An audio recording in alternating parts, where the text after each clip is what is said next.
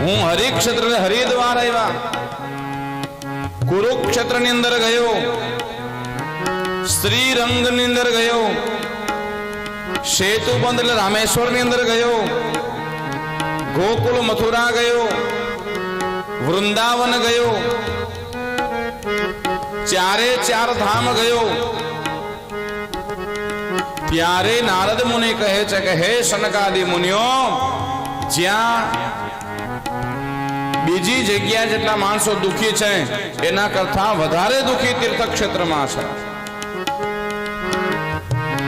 આખા ગુજરાતમાં જેટલા ભિખારીઓ નહીં હોય એટલા હરિદ્વારમાં છે,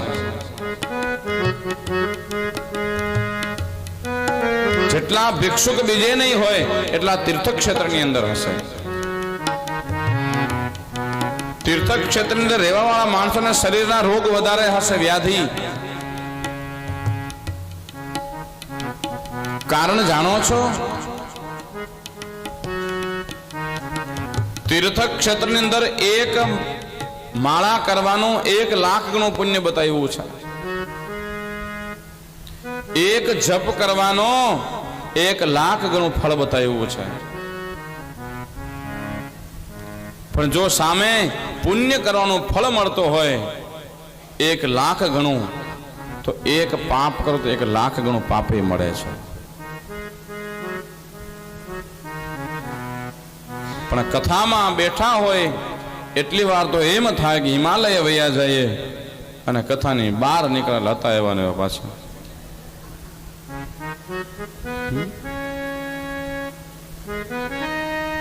નિંદા મત કરો, ઈર્ષા મત કરો, નિંદા કોઈને સાંભળો પણ નહીં। ગામ કચરો ક્યાં નાખે? ઉકેડામાં।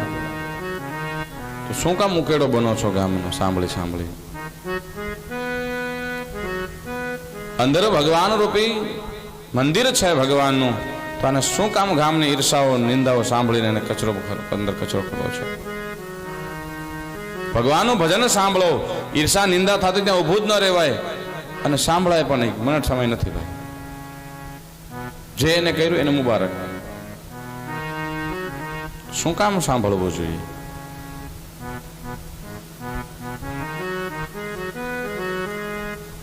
ત્યારે નારદ મુનિ કહે છે કે બીજી જગ્યા કરતા તીર્થક્ષેત્રમાં માણસો વધારે દુઃખી હતા। નારદ મુનિ કહે છે કળિયુગ આવી ગયું છે, કળિયુગના ગુણ બતાવ્યા છે। સત્યમ નાસ્તિ તપઃ શોચમ દયા દાનમ ન વિદ્યતે ઉદરમ ભરીણો ભરીણો જીવા વરાકાહ કુટભાષેણ। સત્ય ધીમે ધીમે ઓછું થતું જાય છે। શૌચમ પવિત્રતા ઓછી થઈ છે।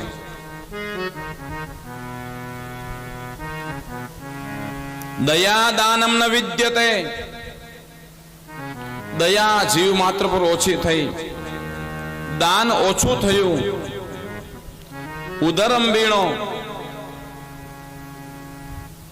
જ્યાં આ ભારત છે સોનાની ચીડિયા કહેવાતી હતી, જ્યાં ભારત છે દૂધની નદીઓ વહેતી હતી, જ્યાં ભારત છે ક્ષીર સાગર વહેતા હતા મહારાજ, આજે ભારતની અંદર વેચાતા ધાન વેચાય છે, રાંધેલા ધાન વેચાય છે।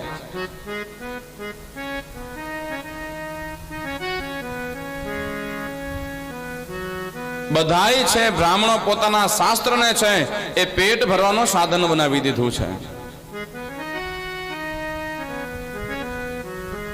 દરેક પુરુષ છે મંદાહા સુમંદ મતયો મંદ ભાગ્યા હુપદ્રુતા પાખંડ નિરતા સંતો વિરક્તાપ સપરિગ્રહ। સાચા સંતો કરતા પાખંડ વધી ગયું છે।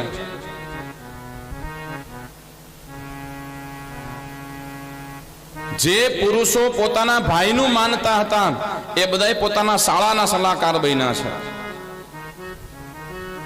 પોતાના ભાઈને દુશ્મન ગણે છે, શાળાનું માને છે। પોતાના માતા પિતાને વૃદ્ધાશ્રમમાં મૂકે છે, પોતાના સાસુ સસરાની સેવા કરવા જાય છે। જે સ્ત્રી પોતાના પતિને ભગવાન માનીને જે પૂજન કરતી હતી એ સ્ત્રીની આંગળીઓ ઉપર પતિ છે, જેમ ઓલો મદારી વાંદરાને નચાવે એમ સ્ત્રીઓની આંગળીઓના ઈશારે બધે ઘરવાળા પતિઓ નાચે છે.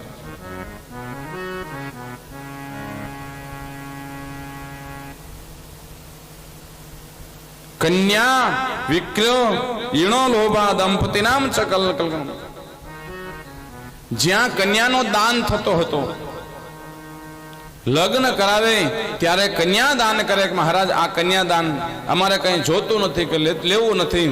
એ ભારતની અંદર આજે દીકરીઓ વેચાય છે.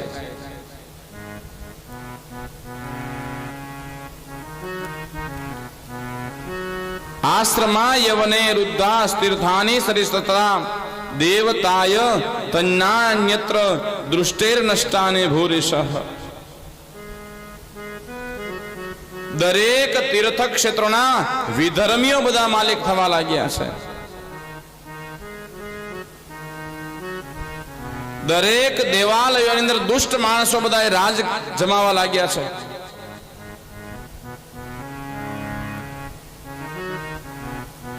યોગીઓના રૂપની અંદર દુષ્ટ માણસો ફરે છે. એ બધું નારદ મુનિ કહે છે કે એ બધું મેં જોયું આ કલિયુગની અંદર. પણ ફરતો ફરતો યમુનાનમ તટમાપન્નો યત્ર લીલા હરેર ભૂત. હું ફરતો ફરતો યમુના ગયો, વૃંદાવન ગયો. ત્યાંથી હું નીકળતો હતો ધીમે ધીમે જોતો જોતો તો પાછળથી મેં એક અવાજ સાંભળ્યો, ભો ભો સાધુ ક્ષણમ તિષ્ઠ. હે મહારાજ, હે નારદ મુનિ, એક ક્ષણ માટે ઉભા રહો, એક ક્ષણ માટે ઉભા રહો. એક ક્ષણ શું કામ કીધું? તો બતાવ્યું છે કે સાધુ સંતોને પોતાના સમયની બહુ કિંમત હોય છે. સાધુ સંતો બ્રાહ્મણો વિદ્વાનો એને પોતાના સમયની બહુ કિંમત હોય. એટલે કીધું એક ક્ષણ માટે ખાલી ઉભા રહો, વધારે સમય નહીં બગાડું. ત્યારે નારદ મુનિએ જોયું કે મને પાછળથી કોઈ સ્ત્રીનો અવાજ કોને બોલાવ્યો મને. ત્યારે પાછળ જોયું તો એક યુવાન સ્ત્રી ઊભી હતી.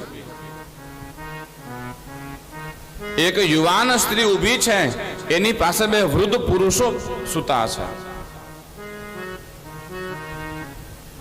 બે વૃદ્ધ પુરુષો સૂતા છે. ત્યારે નારદ મુનિ તેની પાસે ગયા અને નારદ મુનિ કહે છે કે હે બેન, આપ કોણ છો? અને બે પુરુષો કોણ છે? ત્યારે એ સ્ત્રી છે એ નારદ મુનિને કહે છે, અહમ ભક્તિ રીતિ ખ્યાતા. મારું નામ ભક્તિ છે, હું ભક્તિ છું. જ્ઞાન વૈરાગ્ય નામાનો કાલ યોગે નજરજરો. અને હે નારદ મહારાજ, આ બે પુરુષો છે એ મારા બંને પુત્રો છે.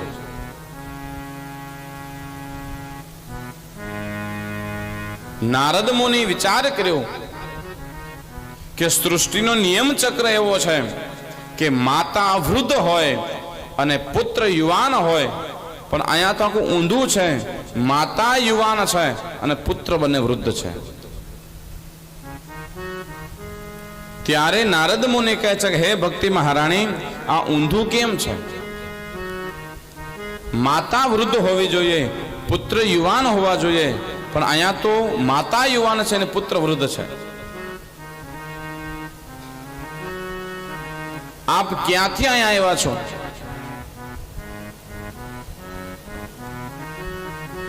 ત્યારે ભક્તિ મહારાણી કહે છે, ઉત્પન્ના દ્રવિડે સાહમ વૃદ્ધિમ કર્ણાટકે ગતા ક્વચિત ક્વચિત મહારાષ્ટ્રે ગુર્જરે જીર્ણતામ ગતા